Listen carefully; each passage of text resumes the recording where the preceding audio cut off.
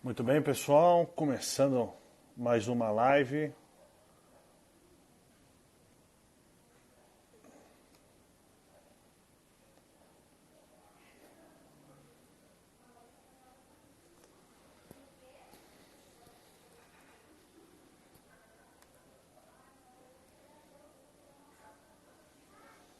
Vamos esperar a galera começar a entrar. Fala aí, Poit está assistindo. E aí, meu deputado federal, orgulho. Hoje nós vamos falar com Pedro Duarte, que está participando do processo seletivo do Novo lá na prefeitura, vereança do Rio de Janeiro.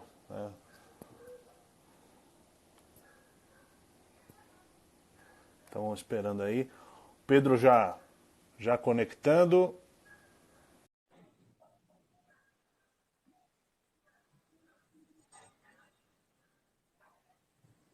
Vamos falar que hoje tem muita novidade para falar e a gente tem que falar por live, né? Agora em tempos de corona, porque não dá para se É o reunir. jeito, né? Pedro Duarte, que honra participar aqui com você O dessa prazer é live. tudo meu. E aí, Bolini, como é que vai?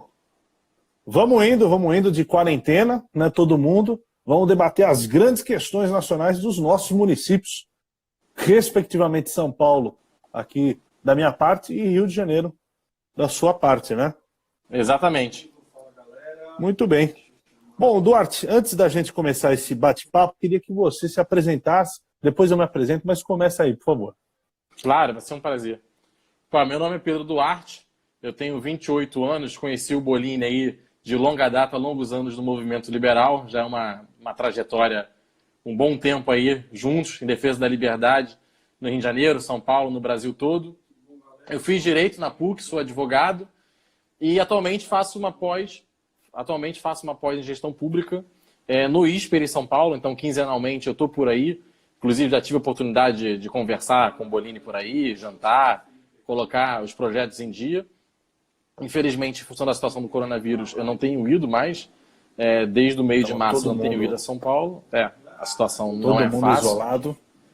Exatamente. O INSPER, inclusive, a universidade está de parabéns. Assim que for beirar problema de caso, ela suspendeu as aulas, está fazendo o módulo online, está mandando e-mails diários sobre a situação. Então, parabéns aí à instituição.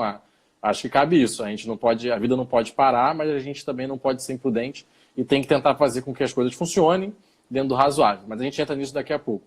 Perfeito. Então, essa é a minha vida acadêmica. Atualmente trabalho com o deputado estadual Alexandre Freitas, que é do Partido Novo, na Assembleia Legislativa do Rio de Janeiro. Muito bem. Bom, para quem não me conhece, eu sou André Bolini, tenho 24 anos, sou daqui da cidade de São Paulo.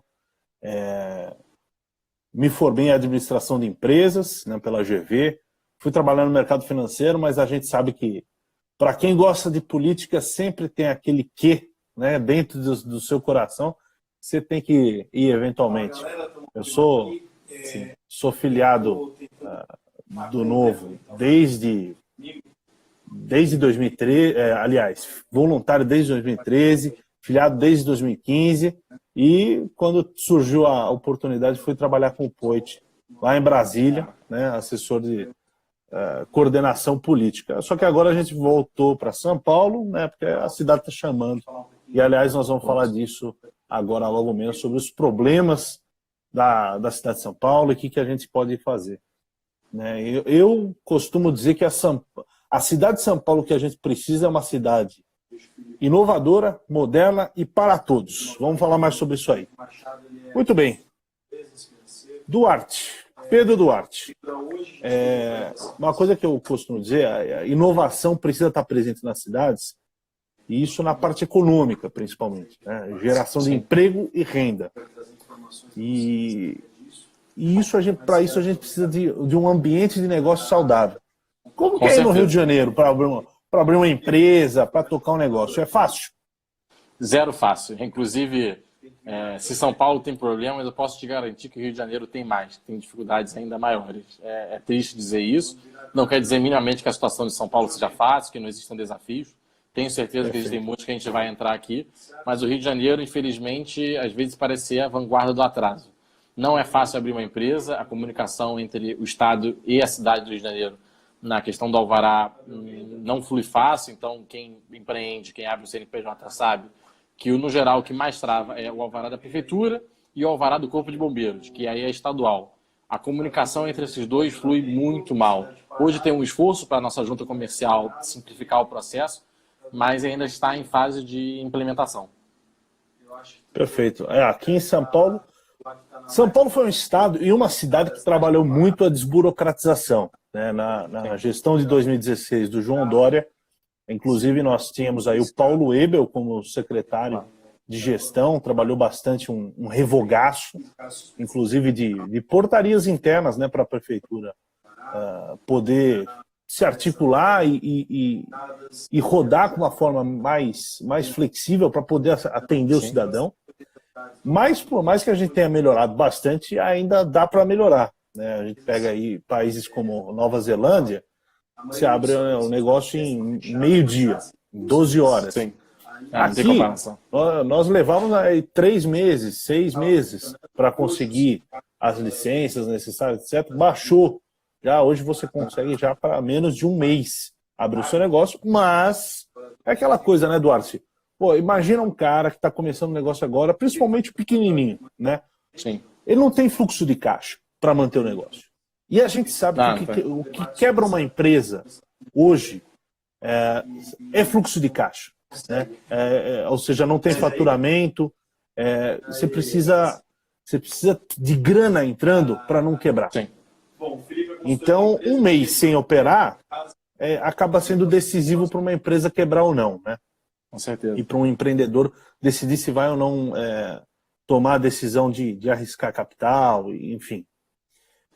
Agora, o que nós temos que trabalhar, todas as cidades de São Paulo, a implementação da Lei da Liberdade Econômica, né? Sim. Nós tivemos a aprovação a nível federal e agora falta regulamentar em nível municipal e estadual. Sim.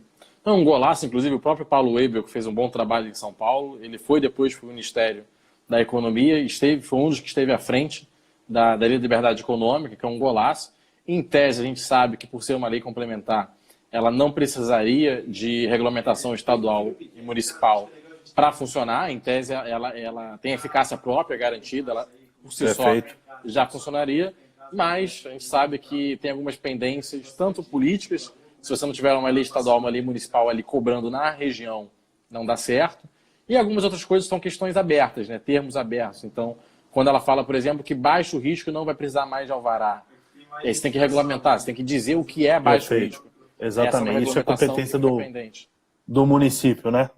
Exatamente. Aí é o município que tem que definir o que na sua região é considerado ou não baixo risco, aí realmente depende dessa regulamentação para avançar. Só pontuar aí, a gente começou a live com um abraço do Vinícius Poit, agora o Daniel José aí também. Daniel José online, fazendo comentário, exatamente. Agradecer aí o pessoal, deputados nossos federais e estaduais aí de São Paulo. Estão fazendo um baita trabalho, me dando muito orgulho pra gente.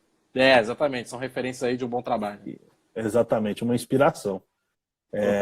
Bom, falamos um pouquinho de ambiente de negócios, mas tem um outro ponto que a gente precisa tocar aqui, que também conversa muito com empreendedorismo, e aí no Rio de Janeiro é uma situação muito crítica, que é a segurança pública, né? Então o cara tem uma lojinha, né? A família está tocando um negócio, pequeno negócio, mas muitas vezes acaba tendo um assalto, enfim, às vezes crimes mais sérios, homicídio. Como é que nós vamos lidar com isso daí? O empreendedorismo precisa de segurança, Duarte. O que nós vamos fazer? Olha, a segurança pública no estado, mais uma vez, sei que São Paulo não é fácil, a situação passa longe de estar excelente, mas o Rio de Janeiro consegue estar pior. Acho que, inclusive, nisso a gente é uma referência, muito entre aspas, nacional, né? Eu, quando viajo para outros estados, comento, sou do Rio, as pessoas logo comentam, tipo, nossa, mas é muito perigoso lá, né? Queria muito conhecer a cidade, tenho esse sonho, mas não tenho como ir, assim. E é uma situação muito triste, porque o potencial turístico do Rio de Janeiro é muito grande. Acho que assim, o que falta para o nosso turismo da cidade deslanchar é a segurança pública. Agora, a nível municipal, eu vejo 3 coisas que são muito importantes para o município fazer e que ajudam muito na segurança. Uma delas é a questão da instalação e conexão das câmeras de reconhecimento facial, câmeras de monitoramento, porque isso a prefeitura pode e deve fazer, ela que tem que coordenar. a gente não pode imaginar que o Estado, o governo estadual, vai instalar câmeras em todos os pontos relevantes de todos os municípios. Não tem como, as prefeituras têm que chegar junto e falar, ó, governo do Estado, eu vou aqui instalar câmeras nesses pontos, que são manchas vermelhas, né, aquelas manchas de maior criminalidade, vamos instalar as câmeras e vamos integrar, vamos fornecer essas imagens ao seu sistema. Aí funciona muito melhor. O segundo ponto que eu sou favorável é você armar uma parte da Guarda Municipal. Por que uma parte, Pedro? Primeiro, eu acho que tem que armar uma parte, porque já existe lei federal prevendo que Guarda Municipal tem um papel de apoio, de linha auxiliar da Força de Segurança, que no caso é a Polícia Militar. Agora, tem que ser uma parte que muita gente fez concurso, muitos fizeram concurso para a Guarda Municipal, que não previa porte de arma e eles não querem usar porte de arma. E a pior coisa que você pode fazer é dar uma arma na mão de uma pessoa que não quer usar. Obrigar o cara. Isso é temerário. Mas tem bastante gente, sobretudo os concursos mais antigos, que havia previsão de uma possibilidade de usar porte de arma. Tem gente lá dentro que tem, inclusive já faz porte de arma no sentido legal, por fora, como hobby, e quer poder ter isso à sua mão. E aí você começa a poder botar a Guarda Municipal em pontos de segurança leve, né, que a gente chama. Então, por exemplo, saída de colégio, para você evitar um sequestro relâmpago, para você evitar uma criminalidade, você tira a viatura da PM e coloca uma viatura da Guarda Municipal. É um ponto onde não tem por que ter muita criminalidade. Mas se o cara estiver ali sem uma arma, passar 2 bandidos para sequestrar alguém, ele vai fazer o quê? Então esse é um lugar onde a Guarda Municipal pode entrar. Então por isso eu defendo uma parte dela seja armada. E ponto final, o terceiro ponto é a cidade tem que ser organizada. Isso a gente pode aprofundar mais para frente, é um ponto que muita gente conhece, que é a teoria janela quebrada.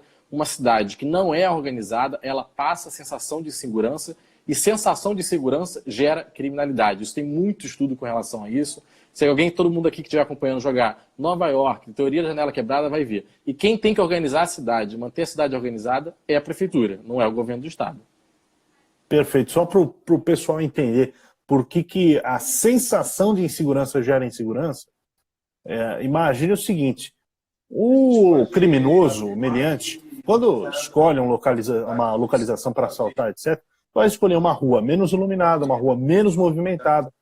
E a sensação de insegurança faz com que as pessoas andem menos na rua, né? Então isso acaba alimentando essas localidades de menos pessoas circulando, mais probabilidade de crime. E Exatamente. tem um ponto muito, muito legal da gente começar a pensar, Duarte. Nós somos liberais, né? A gente apoia a livre iniciativa, a iniciativa privada junto do governo. E o professor Adriano Paranaíba, lá da liderança do Partido Novo, fala muito de parcerias público-privadas para a própria manutenção das cidades. Ele fala muito nos transportes, mas a gente pode começar a pensar, por exemplo, manutenção de ruas, calçadas, iluminação pública.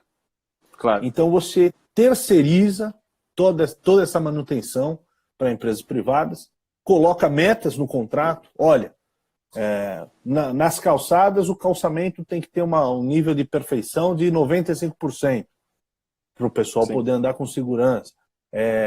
Olha, na iluminação pública você não pode ter mais de 2 lâmpadas queimadas na mesma rua, né? E se a empresa não cumpriu o contrato, você faz nova contratação, enfim, você gera concorrência, né, para quem vai prestar esse serviço. Perfeito. E, enfim, a gente trabalha na segurança pública justamente nesse âmbito, né, na zeladoria da cidade, o cuidado com a cidade. Sim. Agora, Duarte, uma coisa que a gente precisa falar também é o seguinte: os estados, o poder público municipal também precisa ser reformado, precisa ser modernizado, né? Com certeza. Por quê? Hoje o cidadão acaba deixando de ter acesso a serviços públicos por morosidade, lentidão, porque a prefeitura não consegue atender esse cidadão. Aí no Rio de Janeiro, o que você vê de reformas legais para a gente falar na máquina pública como um todo? Sim, com certeza. Bom, eu acho que é um discurso do Novo em quase todos os lugares, na verdade, em todos os lugares, porque é a linha geral do partido. Então você tem que enxugar a máquina pública. Uma prefeitura não funciona com mais de 20 secretários, na verdade, nem com mais de 15. O Novo defende um secretariado muito reduzido, que realmente o prefeito tenha relação próxima com todos aqueles secretários semanais, porque todo mundo aqui que já participou de uma reunião sabe, uma reunião com 20 pessoas não flui. sobretudo 20 pessoas, né, que têm protagonismo, que são chefes das suas pastas, que querem falar, que querem apresentar, que querem fazer acontecer. Isso não flui. Então vamos diminuir a quantidade de secretarias, isso é essencial, então uma reforma administrativa da prefeitura. E esse modelo que hoje tem, eu não sei como é aí, mas o Rio de Janeiro ele ainda tem muitas estatais, muitas empresas públicas. Que algumas funcionam por um modelo misto que vai razoavelmente bem, como é o caso, por exemplo, da Conlugo, que é a nossa companhia de limpeza urbana. Funciona por CLT, então a demissão é mais fácil, você tem um modelo de gestão mais flexível. Seria muito melhor se fosse uma concessão. Mas ainda é ok. O ruim é que o nosso prefeito aqui, o Marcelo Crivella, que é horroroso, imagino que isso seja inclusive uma fama nacional, ele está indo no sentido contrário. Esse ano agora, tem pouco tempo, um mês, ele propôs um projeto para que todos os funcionários da Conlub, que hoje são CLT, ou seja, podem ser demitidos, se tornassem estatutários, servidores públicos, sem ter feito concurso.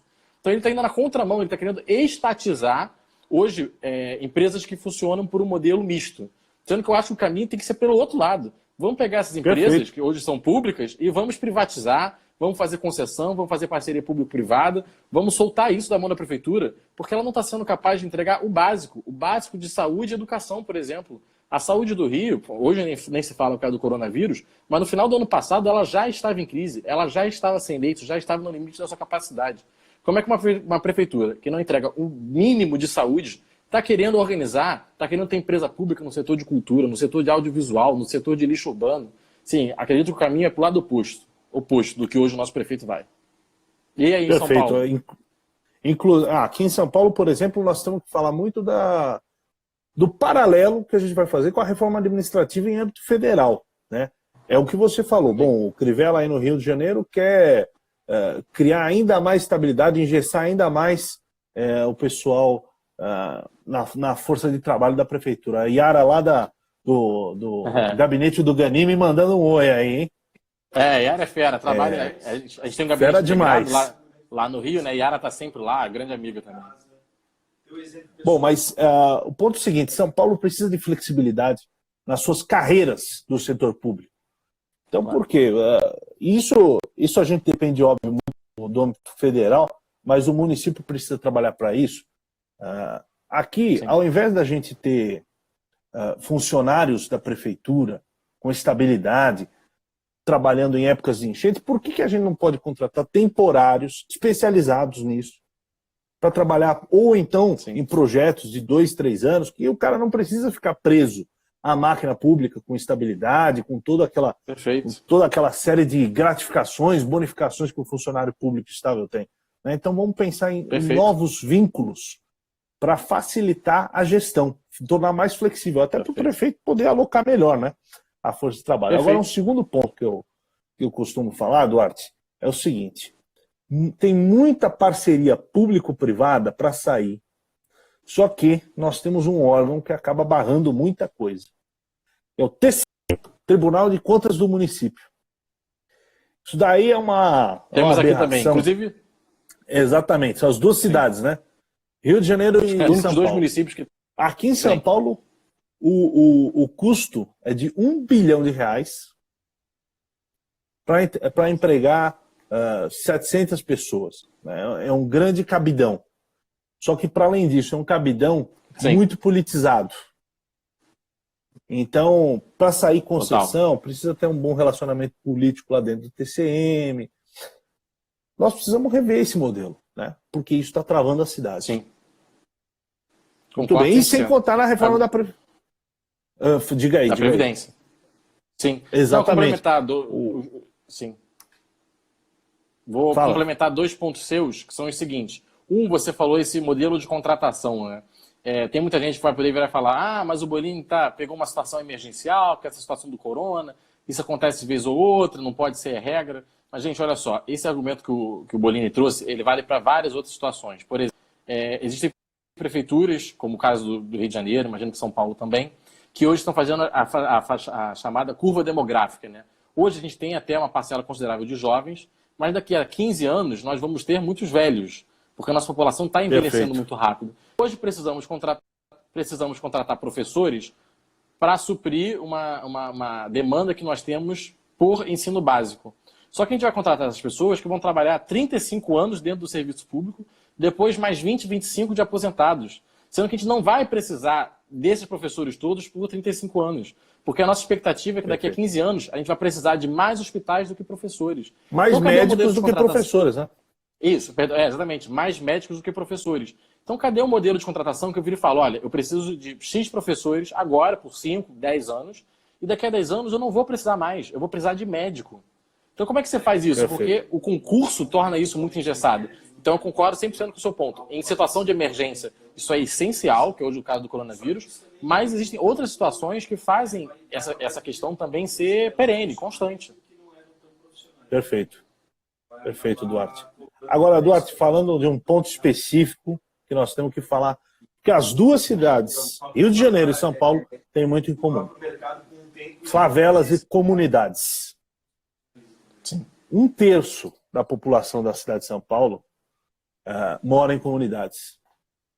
Então, nós temos que falar aqui de 2 pontos: saneamento básico e regularização da propriedade. Como que está aí a situação no Rio de Janeiro? Qual que é a tua leitura? Como que dá para melhorar a vida do cidadão? Sim. Bom, a realidade do Rio de Janeiro não é diferente da de São Paulo. Provavelmente seria, inclusive, pior. As favelas do Rio de Janeiro são muito conhecidas, né? Seja pelo lado bom, pelo lado ruim. Pelo lado bom, porque é muita gente trabalhadora, muita gente dedicada. Você pega a favela 5 e pouca da manhã, tem muita gente saindo delas para poder ir trabalhar. Mas também pelo lado ruim, que é um reduto de tráfico, é um reduto de milícia e que traz muita insegurança para a cidade. Acho que 2 pontos aí são essenciais. Um é uma pauta que eu sei que é muito importante para você, que é um golaço, que é a regularização fundiária. Boa parte dessas pessoas em favelas não possuem o seu RGI, né? Elas não têm a prova de que elas são donos daqueles imóveis, donos daqueles terrenos, e aí a qualquer momento elas podem ser expulsas. Isso traz uma insegurança que faz com que elas não investam. Por que você vai investir na sua moradia se você sabe que amanhã, semana que vem, daqui a um mês, você pode não ter lá mais? Então a regulação fundiária é essencial, até por outras coisas. Se você tem um imóvel, você consegue contrair uma linha de crédito dando o seu imóvel como garantia. Você tem várias coisas na sociedade que para a gente é muito comum, um comprovante de residência, um imóvel como garantia, que essas pessoas não têm oportunidade, apesar de terem pago por aquele lugar em que elas moram. Então a regularização fundiária é urgente, muito importante. E o outro lado é o saneamento. Assim, a SEDAI, que é a nossa companhia aqui, é uma estatal que funciona em quase todo o estado do Rio de Janeiro, presta um serviço horroroso. A região metropolitana do Rio de Janeiro tem um saneamento a gente está muito baixo. Sim. E a gente está acompanhando horrorizado, né? O país inteiro assistindo horrorizado a crise da SEDAI aí, com a entrega de água podre nas casas, né? Saindo água podre da torneira. Sim. Eu mesmo passei mal, conheço uma quantidade enorme de pessoas que passaram mal, porque a situação não foi fácil. Então é isso, ela é falha na entrega de água de qualidade e no saneamento é ridículo. Assim, existem cidades grandes no interior do Rio de Janeiro que tem um serviço, muito entre aspas, da SEDAI, como a cidade de Teresópolis, imagino que muita gente que conheça. O saneamento na cidade de Teresópolis, uma cidade importante, que muita gente conhece, com 180 mil habitantes, é 0% de saneamento para uma cidade desse porte. Então a cidade realmente ela não entrega minimamente o serviço que ela se propõe. Isso acontece também na cidade do Rio de Janeiro.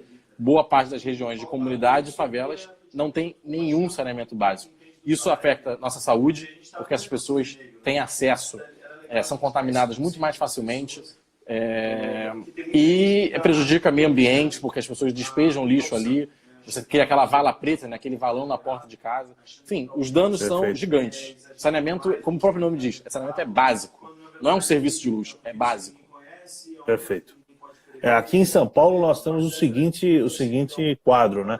Tem 2 milhões de imóveis que não estão registrados. Isso daí afeta quase 1/3 da população da cidade. Ou seja, o pessoal que existe lá a casa, existe lá o terreninho da pessoa, mas juridicamente aquilo não existe, né? Juridicamente aquela pessoa está ali ao léu. Ela não tem um CEP para comprovar sua residência. Inclusive eu estou lendo um livro agora que chama O Mistério do Capital. O professor Hernando de Soto, peruano, ele fala, olha, a América Latina toda tem um problema da gente realmente viver o capitalismo, porque a gente adota práticas de mercado, mas você tem metade da população, né, no caso da cidade, na cidade de São Paulo, 1/3 da população, mas no país é esse cenário, que não tem a possibilidade de ter capital. Porque a partir do momento que você tem quando você tem um ativo físico, legal, você tem ali um abrigo para chuva, você tem uma proteção, mas é aquilo lá. A partir do momento que você tem o registro de propriedade, isso daí vai para um outro mundo, que é o mundo do capital mesmo. Ou seja, você passa a colocar isso em garantia, você consegue contrair empréstimos, pegar crédito no banco. Perfeito. E começar um negócio, gerar riqueza. Né? O capital só é formado quando você tem o título da propriedade. Então esse é o primeiro ponto. E o segundo ponto que você também falou aí do saneamento básico.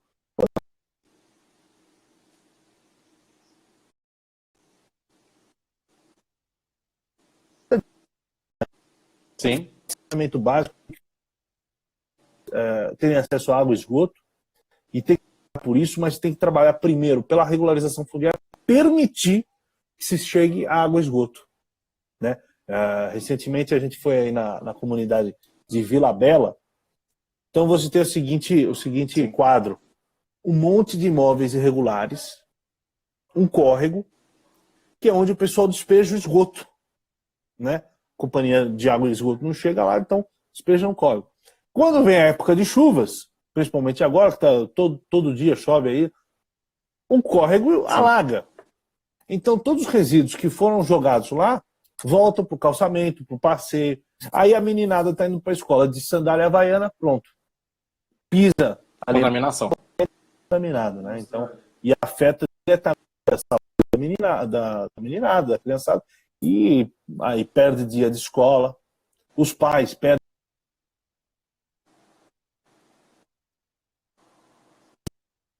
Grande. Né?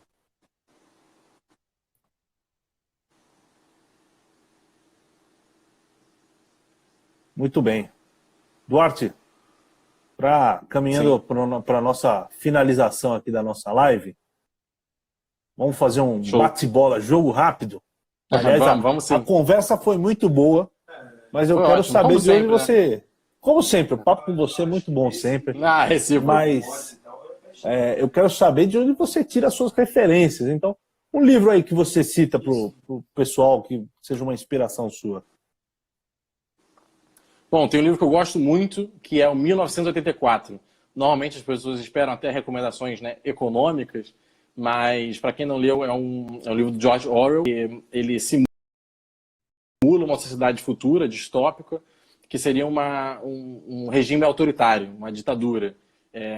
O socialismo, no caso, que ele fez referência, né, ele imaginava um Stalin ali, né, no que a União Soviética iria dar. E a limitação é angustiante. Você vê a que ponto o Estado pode intervir, pode não, né, mas consegue, na base da força, intervir na vida das pessoas, e o quão ruim é isso e o quanto a gente deve lutar contra a falta de liberdade, não só econômica, como também política. Sobretudo política. Eu sigo uma linha muito parecida. O meu é um romance. A Revolta de Atlas. Boa, diferente. Né? Vou lá, esse é um clássico. Pessoal, esse daí é um clássico. Liberal que raiz, você tem aí. Esse é o Liberal Raiz, hein? É o segundo livro mais vendido nos Estados Unidos depois da Bíblia. Para quem não conhece, isso é uma distopia também, num mundo onde o governo começa a crescer, a intervenção do governo começa a crescer, e você tem as figuras de empreendedores, de grandes empresários, do aço, dos transportes, que começam a se rebelar. Né? Opa, peraí. O governo... Exatamente. Fazer o aço de Reardon. Muito bem. Duarte, uma figura política mundial que te inspira? Olha, esse não está atualmente no cargo, mas eu gosto muito do David Cameron, que foi primeiro-ministro do Reino Unido antes da Theresa May e antes do Boris Johnson. Né? Ele que, quando aprovaram o plebiscito do Brexit, ele renunciou porque ele não concordava, mas fez 2 mandatos, fez um ajuste fiscal duríssimo e foi reeleito tendo isso como plataforma e fez um golaço, uma reeleição muito forte, provando que, com uma boa retórica, você e tem potencial, as pessoas querem sim saber disso. Inclusive ele ficou famoso andando de avião de ali com o pessoal junto, que a marca do governo dele era essa, né? Austeridade, controle Sim. de gasto, contenção de gasto. Eu sigo uma Exatamente. linha parecida, também vou para o Reino Unido, mas algumas Boa, décadas gostamos. antes, né? Ah, Você já já sei. sabe. Winston Churchill, eu acho que é o grande referencial. Inclusive, ontem estava revendo lá o filme O Destino de uma Nação. É incrível esse filme. Cara, eu acho Incrível. que a grande inspiração é a coragem, né? A Sim, coragem de não negociar quando você sabe que há valores que são inegociáveis. Eu acho que isso, perfeito. para gente que está entrando no mundo da política, está participando das decisões políticas, eu acho que talvez isso seja o mais importante, a gente saber que tem valores que não dá para negociar. Não dá para negociar com o tigre quando a sua cabeça está na boca do tigre, né? Essa Muito referência é bem. excelente. Duarte, para finalizar, uma inspiração sua de figura política ou liderança, mas brasileira. Certamente eu estava, inclusive, lendo aqui eu ganhei um livro do Aristóteles Drummond, um senhor de idade aqui do Rio de Janeiro, mas uma figura emblemática, com uma longa história de dedicação à direita, seja ela liberal ou conservadora, no caso dele, mas o livro do Roberto Campos. O livro Muito dele, quem bom. quiser procurar, acho que são as melhores frases do Roberto Campos, que são tiradas dele, que foi deputado federal, senador, ministro, diplomata, um liberal, assim, incrível, numa época que ele pregava, como o próprio dizia, no deserto. As ideias liberais do Brasil Exatamente. basicamente não existiam. E o cara é inteligentíssimo, culto, uma retórica incrível, uma pessoa assim que nasce uma a cada 100 anos. E gostaríamos muito de hoje mais Roberto Campos.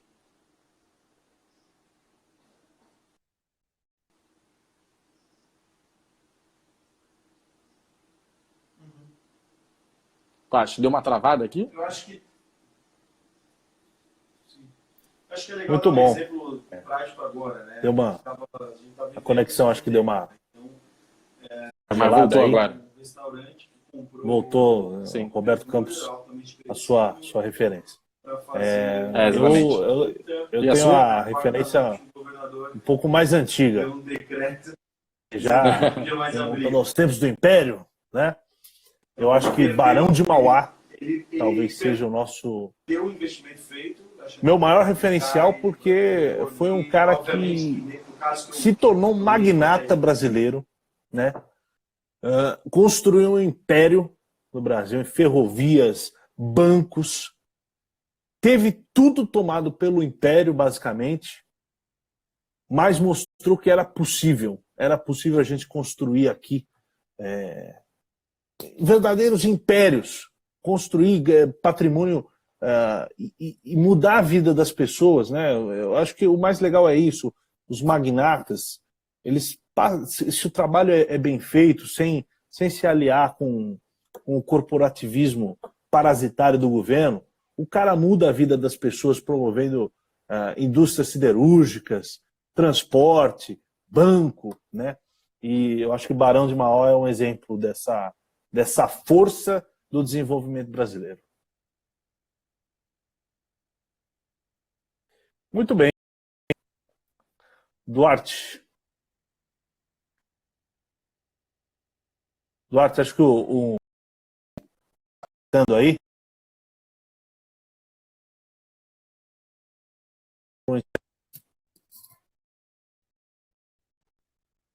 o Duarte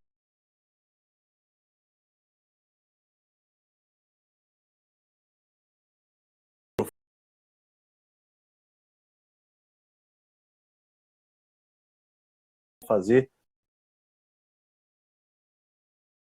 discutindo instituições, as cidades, né? O Pedro Duarte representando a cidade do Rio de Janeiro, eu falando pela cidade de São Paulo, e enfim, trazer um debate de ideias muito bom, que é isso que vai fazer o campo político florescer com novas lideranças, né? Duarte, muito obrigado pela conversa. Nos falamos em breve. Valeu, pessoal.